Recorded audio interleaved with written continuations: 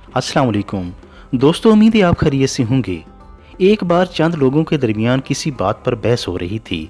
एक शख्स बात करना शुरू करता और चंद जुमले ही बोल पाता कि दूसरा शख्स ऊंची आवाज़ से बोलना और शोर मचाना शुरू कर देता कि मेरी बात सुनो, मैं आपको हकीकत बताता हूँ।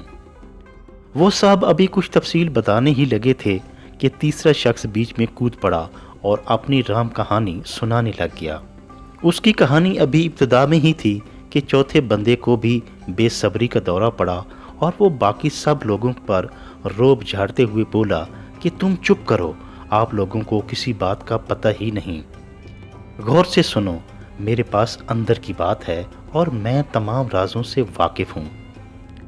इतना कहकर वो बड़े ज़ोर शोर से बाँछें फैलाकर गला फाड़ फाड़ कर अपनी गुफ्तार की धाक बिठाने लगा। अभी वो अपनी इल्मों, दानाई और हिकमत के मोती बखेर ही रहा था कि पहले वाले शख्स ने उसे बीच में टोका, उसे निकम्मा, जाहिल और गंवार साबित किया कि किसी चीज़ का पता ही नहीं। इस बहसो तकरार में बाकी लोगों ने भी भरपूर हिस्सा डाला।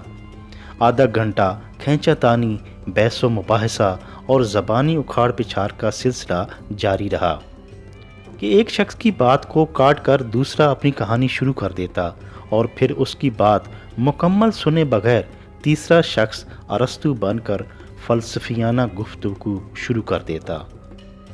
अलगर दूसरे की बात सुने और माफ़ी ज़मीर जाने बगैर अगला शख्स अपनी बात शुरू कर देता और वक्त गुजरने के साथ ये सूरत हाल बद से बदतरीन होती गई और मजाल है कि मुझ जैसे नौवारिद और भोले भाले शख्स को उनमें से किसी बंदे की बात समझ में आई हो, क्योंकि कोई भी शख्स अपनी बात मुकम्मल ना कर पाता और अगला बंदा बोलना शुरू हो जाता।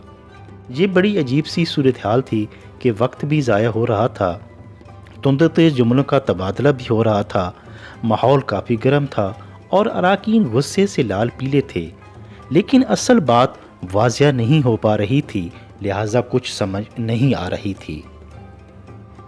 अजीज़ दोस्तों, क्या आप जानना चाहेंगे कि इस वाक़े में असल मसला क्या था?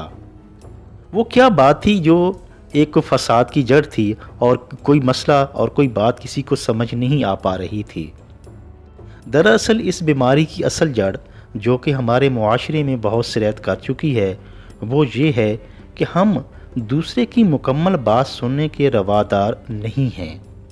हम हुस्न समाअत की खूबी और सिफ्त से महरूम हैं। हुस्न समाअत यानी गुफ्तगू को अच्छी तरह सुनना और फिर समझना। बात को हम तभी समझ सकते हैं कि जब उसे खंदा पेशानी और गौर से सुनेंगे। हम लोग अपने ताईं अरस्तु और अक्ले कुल हैं कि दूसरे की बात और मशवरे को अहमियत ही नहीं देते और बस अपना राग ही अलापते रहते हैं। हम हुस्न कलाम और हुस्न गुफ्तार के फ़न से तो वाकिफ़ हैं और फ़रीक़े मुखालिफ पर खूब रोब जमाते हैं, मगर हुस्न समाअत का फ़न नहीं सीख पाते। बल्कि इस तरफ तो हमारी तवज्जो ही नहीं।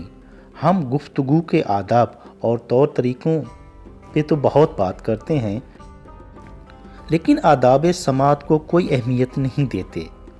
यही वजह है कि हमारे मुआशरे में इतनी अनारकी, तुंदो तेज़ी, गुस्सा, लहजों में तलखियाँ, बेअदबी, बेमुरवती, बर्दाश्त की कमी और रिश्तों में कमज़ोरी बहुत आम हो चुकी है। हमारी शख्सियत लिसनिंग स्किल से महरूम है। अज़ीज़ दोस्तों, हमें हुस्न कलाम और गुफ्तार के फ़न के साथ साथ हुस्न समाअत का फ़न भी अच्छी तरह सीख लेना चाहिए, ताकि जब तक एक शख्स अपनी बात मुकम्मल ना कर पाए, उसे तहम्मुल और तवज्जो के साथ सुनते रहें। गुफ्तगू को अच्छे तरीके से सुनना और दूसरे शख्स को अपना माफ़ ज़मीर बयान करने का भरपूर मौका देना एक सुलझे हुए, पढ़े लिखे, दाना और अक्लमंद शख्स की निशानी है। इसलिए दरख्वास्त करना चाहूँगा कि शख्सियत के इस नज़रअंदाज होने वाले पहलू पर तवज्जो दें। अपने हुस्न समाअत के फ़न को आप मज़ीद तरक्की दें और इस खसूसियत और ख़ूबी को अपनी शख्सियत में पैदा करें। اور اس طرح اپنی قدر و قیمت میں اضافہ کریں۔